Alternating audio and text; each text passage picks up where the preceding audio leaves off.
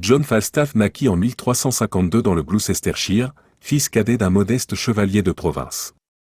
Doté d'une intelligence vive mais d'un goût prononcé pour les plaisirs, le jeune John fut envoyé à Oxford où il devait recevoir l'éducation qui ferait de lui un homme d'église, seule carrière envisageable pour un cadet sans fortune. À Oxford, John se révéla un étudiant brillant mais indiscipliné.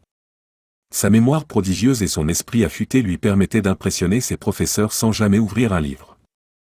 Il préférait passer ses soirées dans les tavernes où il développa deux talents qui le suivraient toute sa vie, boire sans limite apparente et raconter des histoires qui captivaient son auditoire. À 19 ans, Falstaff se retrouva au centre d'un scandale. Le doyen d'Oxford découvrit que pendant 6 mois, John avait prétendu suivre des cours de théologie qu'il n'avait jamais fréquentés. Pour éviter l'expulsion, il inventa une histoire abracadabrante. Il aurait été enlevé par des moines hérétiques qui l'auraient séquestré pour lui soutirer des informations sur l'université. Cette affabulation était si absurde que personne n'aurait dû y croire. Pourtant, Falstaff la raconta avec une telle conviction, agrémenta son récit de détails si précis sur la théologie controversée de ces moines, qu'il inventa entièrement, que le doyen finit par douter. Mieux encore, John prétendit avoir converti 2 de ses ravisseurs à l'orthodoxie pendant sa captivité. Le doyen, impressionné par ce qu'il crut être du zèle religieux, non seulement pardonna à Falstaff, mais le recommanda à l'évêque de Gloucester comme un jeune homme prometteur. C'est ainsi que John apprit sa première grande leçon, un mensonge extravagant, raconté avec assurance, peut-être plus crédible qu'une excuse plausible. L'évêque de Gloucester ne tarda pas à percer à jour la paresse et la débauche de Falstaff. Renvoyé de la maison épiscopale, sans argent et sans perspective, John s'engagea dans l'armée du roi. Sa carrière militaire fut brève mais formatrice. Lors d'une escarmouche contre des rebelles gallois, Falstaff se trouva isolé face à 3 adversaires. Sans aucune chance de l'emporter par les armes, il se mit à parler en gallois, langue qu'il avait apprise dans les tavernes frontalières, prétendant être un espion à la solde du chef rebelle. Il débita un tel flot d'informations inventées sur les positions anglaises que les Gallois, au lieu de le tuer, l'emmenèrent à leur chef. Devant le chef rebelle, Falstaff changea complètement de tactique. Il se présenta comme un mercenaire anglais dégoûté par la pingrerie de ses employeurs et offrit ses services aux Gallois, pour un prix exorbitant. Pour prouver sa valeur, il détailla les faiblesses du dispositif défensif anglais, qui étaient en réalité ses points forts, encourageant une attaque qui se solderait par un désastre pour les rebelles. Le chef gallois, méfiant, le fit emprisonner pour la nuit. Falstaff séduisit alors la fille du geôlier avec des poèmes qu'il prétendait avoir composés pour elle, mais qu'il avait en réalité mémorisés à Oxford. Elle lui procura une outre de vin et les clés de sa cellule. Au lieu de s'enfuir immédiatement, l'audacieux John pénétra dans la tente du chef pendant son sommeil, et vola des documents stratégiques. Il regagna les lignes anglaises au petit matin, se présentant comme un héros ayant risqué sa vie en mission d'espionnage. Les documents qu'il rapportait lui valurent effectivement les honneurs, une bourse généreuse et le début d'une réputation. Quelques années plus tard, alors qu'il avait dilapidé sa récompense et contracté des dettes considérables, Falstaff fut convoqué par un percepteur royal pour des impôts impayés. Au lieu de plaider la pauvreté, il adopta une attitude indignée, affirmant être lui-même créancier de la couronne. Il exhiba un document qu'il prétendait être une reconnaissance de dette signée par un officier royal, en réalité, un faux grossier qu'il avait fabriqué.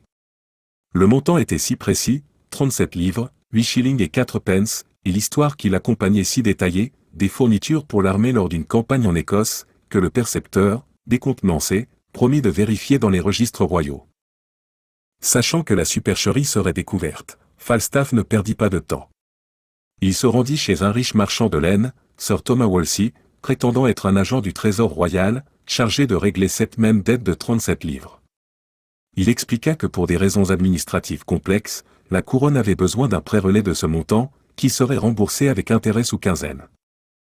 Sir Thomas, flatté d'être sollicité pour rendre service à la couronne, et appâté par les intérêts promis, avança la somme.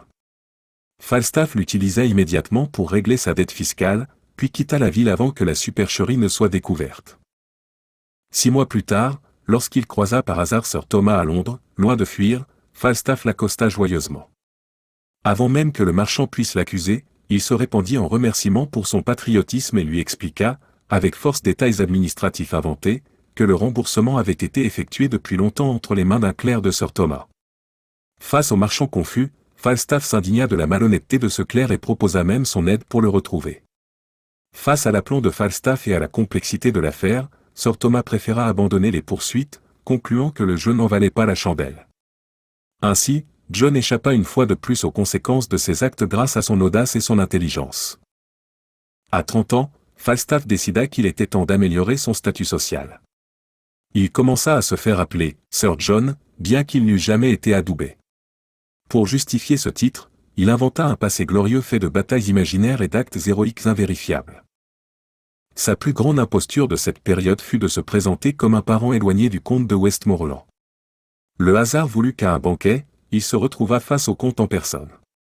Au lieu de battre en retraite, Falstaff aborda le noble avec une familiarité déconcertante, rappelant des souvenirs d'enfance entièrement fictifs.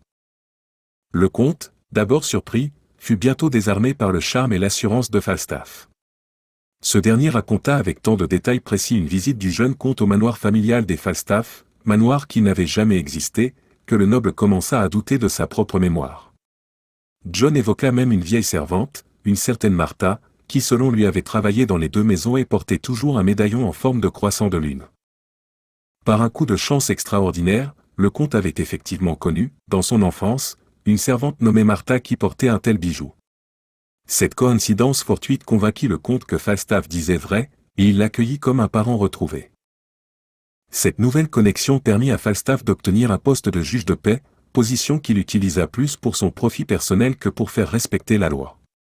C'est à cette époque qu'il commença à fréquenter la taverne de la Tête de Sanglier, à Eastcheap, qui deviendrait son quartier général.